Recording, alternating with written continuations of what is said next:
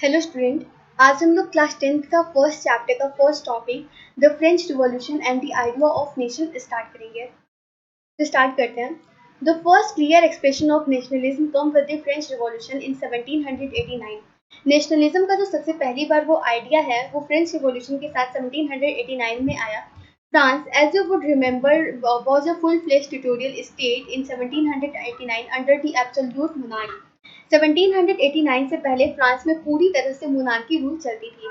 The political and constitutional change that come in the wake of French revolution led to the transfer of sovereignty from the monarchy to a French citizen to a body of French citizen. मतलब कि जो political और constitutional change ये हुआ कि वहाँ sovereignty, यहाँ मतलब पावर को रेफर करता है, मतलब कि जो पावर थी वो मोनार्की से फ्रेंच सिटीजन में ट्रांसफर हो गई। जो पावर पहले राजा के पास हुआ करता था अब वहाँ के नागरिकों में होगा। The revolution proclaimed that the way of people would henceforth constitute the nation and shape its destiny. इस रिवॉल्यूशन से ये प्रोक्लेम हो गया कि लोगों के पास अब ये पावर थी कि वो अपनी डेस्टिनी के हिसाब से नेशन को कैसा सेप देना चाहते हैं। From the very beginning, the French revolutionaries introduced various measures and practices that could create a sense of collective identity among the French people.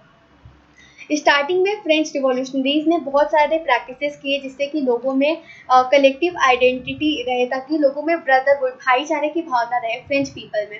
इसलिए उन्होंने बहुत सारे प्रैक्टिसेस किए। देखते हैं कौन कौन से प्रैक्टिसेस थे।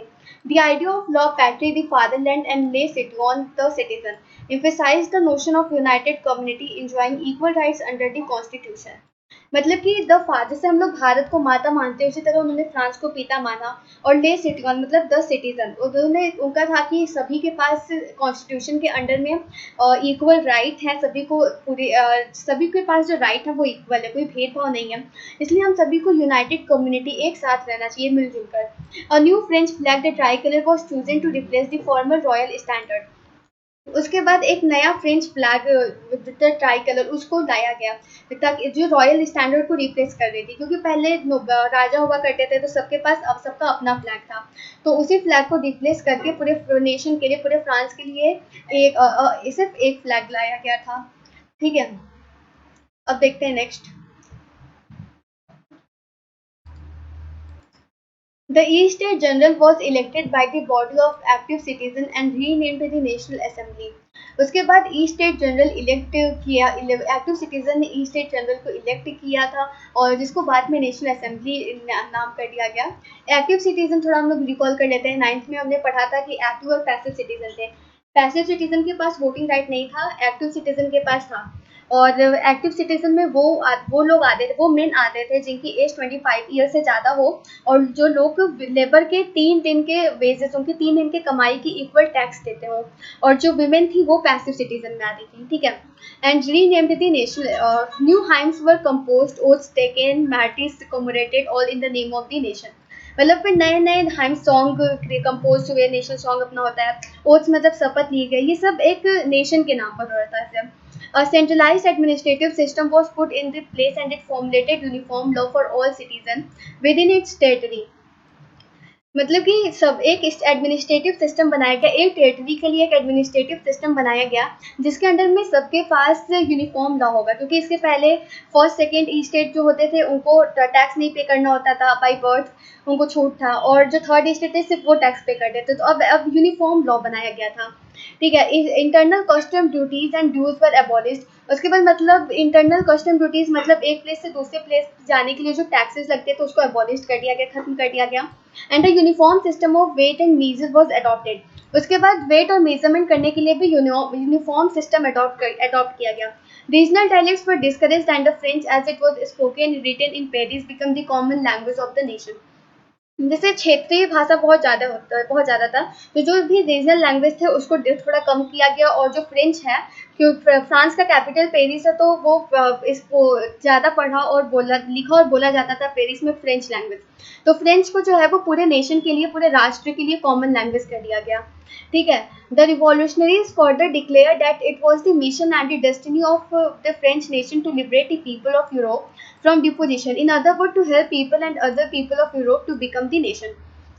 मतलब कि अब जो वहाँ के रिवॉल्यूशनरीज थे उन्होंने ये डिक्लेयर किया कि अब आगे का उनका मिशन या डेस्टिनी ये है कि जैसे उन्होंने फ्रांस को नेशन बनाया वैसे ही वो यूरोप के लोगों को भी हेल्प करेंगे ताकि वो भी एक नेशन बना सके। दूसरे जहाँ पे मोनार्की रूल चलती है वहाँ पे लोगों को हेल्प करना कि मोनार्की को डिस्ट्रॉय करना और डिस्ट्रॉय कर कर वहाँ पे नेशन सेटअप करना, कंट्री बनाना। तो रिवॉल्यूशनरीज जो थे उन्होंने डिक्लेयर किया कि ये उनका मिशन और डेस्टिनी है। नेक्स्ट देखते हैं, when the news of event in France reached the different cities of Europe, student and other member of educated middle class began setting up Jacobin club।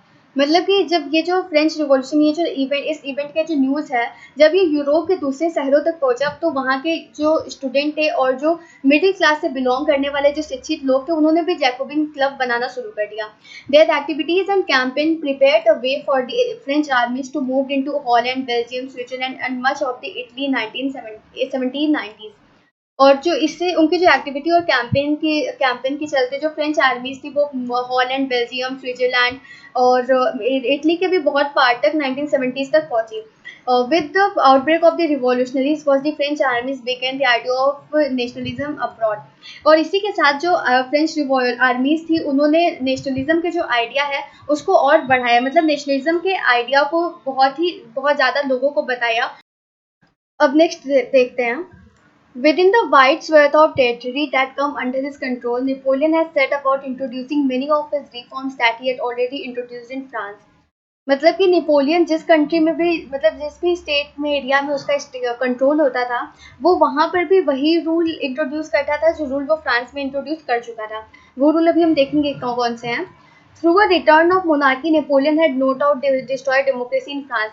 मतलब कि नेपोलियन के वापस आने से इसमें कोई डाउट नहीं था कि हाँ डेमोक्रेसी जो है फ्रांस में डिस्ट्रॉय हो चुका है क्योंकि वहाँ पर मोनार्की वापस आ गई। But in administrative field he had incorporate revolutionary principle in order to make whole system more rational and efficient. लेकिन एडमिनिस्ट्रेटिव फील्ड में उसने बहुत सारे वर्क किए थे ताकि एडमिनिस्ट्रेटिव फील्ड को वो रेशनल और इनएफिशिएंट बना सके। The civil code of 1804 usually known as Napoleon code. जो उसने सिविल कोड 1804 को भी इंट्रोड्यूस किया था जिसको नेपोली कोड कहते हैं। अब इसमें था क्या, जैसे पहला है did way all privilege based on birth establish equality before law. मतलब कि जो भी बाय बर्थ लोगों को प्रिविलेज छूट मिली होती थी उसको एबॉलिश कर दिया गया और सभी लोगों के लिए जो लॉ है वो इक्वल है और सभी के पास ये राइट है and secured right to property कि वो अपने प्रॉपर्टी को प्रोटेक्ट कर सकें। सेकेंड है this code was exported to region under French control in Dutch republic in Switzerland, Italy, Germany. मतलब कि ये फ्रांस के साथ साथ ही स्विट्जरलैंड, इटली, जर्मनी और यहाँ होलैंड भी होगा, इन सभी कंट्रीज में भी इंट्रोड्यूस होती थी। Napoleon simplified administrative division, abolished feudal system, freed peasant from serfdom और मैनुअल ड्यूज। मतलब कि नेपोलियन ने जो एडमिनिस्ट्रेटिव फील्ड को बहुत ही सिंप्लीफाइड कर दिया था। पीजेंट जो कि लैंड लॉर्ड्स को टैक्सेस देने पड़ते थे पीजेंट्स को उसको भी खत्म कर दिया था फेडरल सिस्टम को एबॉलिश करके और जो गिल्ड रिस्ट्रिक्शन था उसको भी रिमूव कर दिया गया था। ट्रांसपोर्ट और कम्युनिकेशन सिस्टम जो था उसमें बहुत ही इम्प्रूवमेंट किया गया था। Peasant, artisan, worker and new businessman.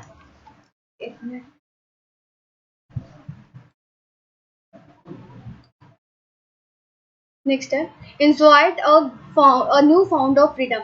मतलब कि enjoyed a new freedom means peasant worker ये लोग नए freedom जो है enjoy कर रहे थे।